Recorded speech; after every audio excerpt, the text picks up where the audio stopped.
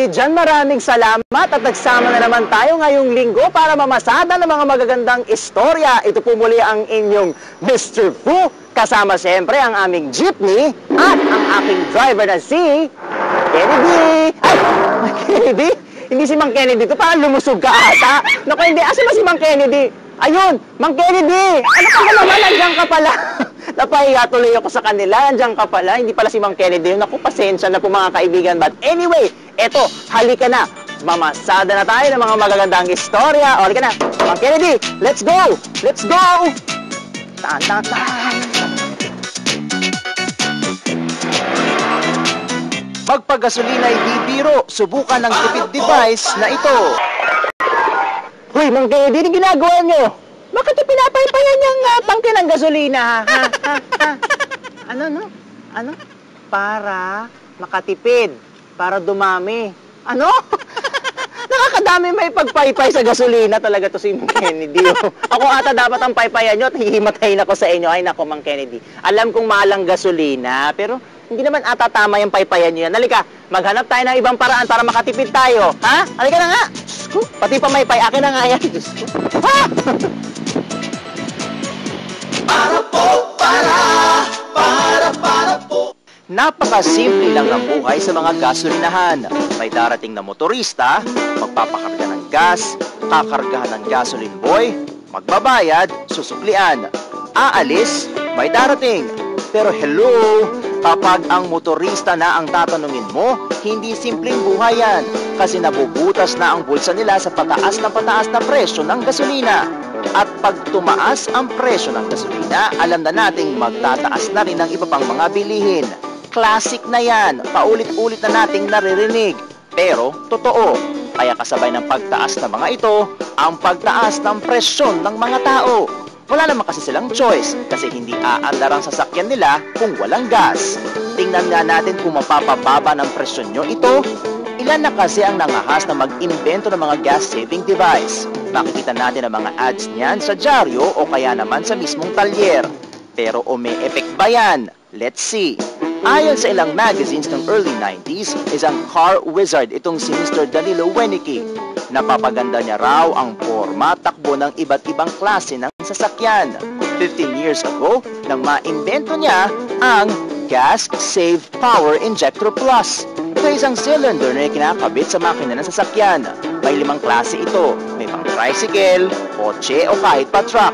Actually, nagsimula lang ito bilang pampabilis ng mga kotseng pangkarera hanggang sa naging pampaganda na ng takbo ng anumang sasakyan. Because I've been restoring vintage cars for the last 30 years, no? And of course, during the process of restoration, we had to put the separate pieces of the cars together, no? And I noticed when we open the engines and close it that there is a possibility to be able to improve on the performance of the engine. And it's a common fact among engineers that even brand new cars, the performance of the engine is only up to about 75%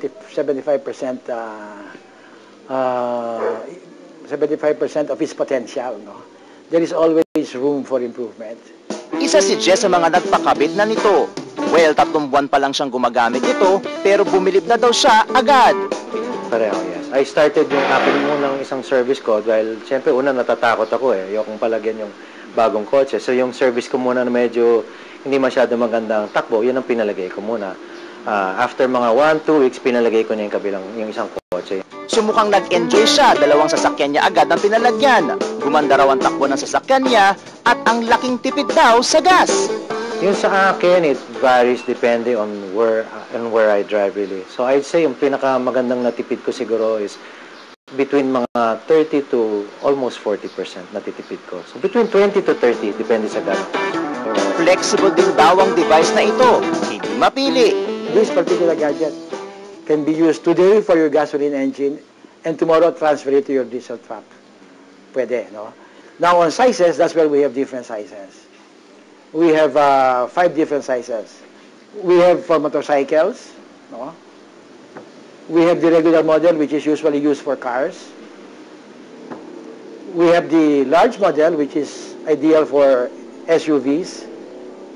We have the Jumbo model here, which is used for 6 and 8-cylinder engines. And we have the Super Jumbo, which we use for big buses and dump trucks, etc. O ano, mukha akong mekaniko, no? Well, mukha lang naman. Eto, paano kaya nilalagay yung doon, no? May dala nga ako, ito, merong mini, may jumbo. Kasya ba yung doon? Talaga, papaturo tayo para malaman natin, ha? My gas-saving gadget is a cylinder made of stainless steel, no? Inside this is a big filter containing 7 organic compounds. These organic compounds will not run out. It's good for life. No? When the air enters the gadget from the bottom, there's a filter here. It passes between those organic compounds, and it's filtered completely. The resulting air is called the catalyst.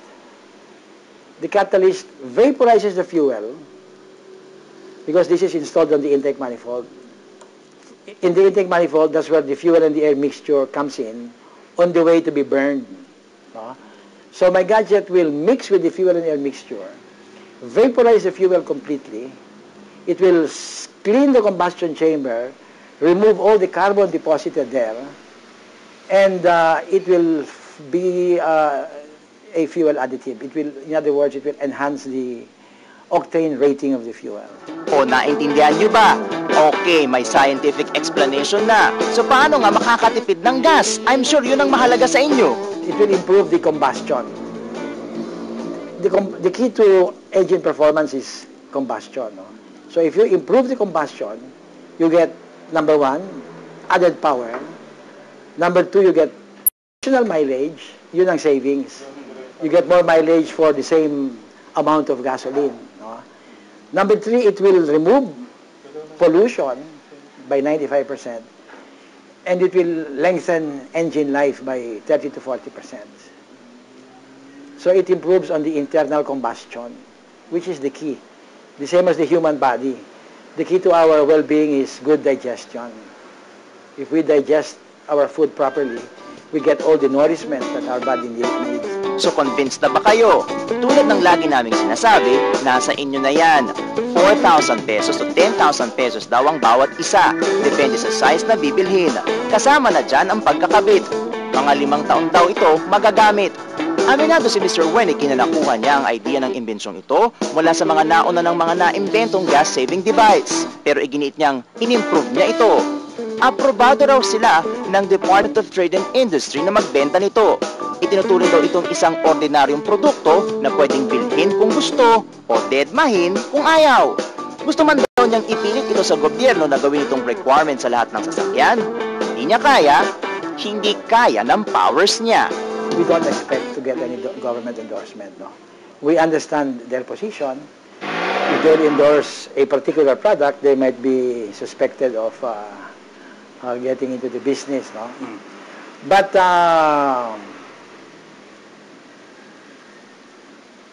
because of about 5 years ago when the Clean Air Act was implemented, Republic Act 8749, no? The demand for the product started to increase. No? Before that, people didn't, although everybody wanted to save fuel, when they hear the price is something like 5,000 pesos, they would usually defer the decision to buy until the Clean Air Act was implemented. During the early stages of the Clean Air Act, the LTO was very strict in the implementation. They require all before a car owner could register his car, he has to pass the emission test. So ayan, sana naman maging effective yan bago pa man tumirik ang lahat ng mga sasakyan dahil sa hindi na malagyan ng gintong gasolina na yan. At itong pamaypay na to para hindi na ito mapagtripa ni Mang Kennedy na pamparami rin ng gasolina. Ay nako, Mang Kennedy, halika na nga. Maghanda na sa pagbuhos ng ulan. Ingat mabasa, baka dumami ka. Para po, para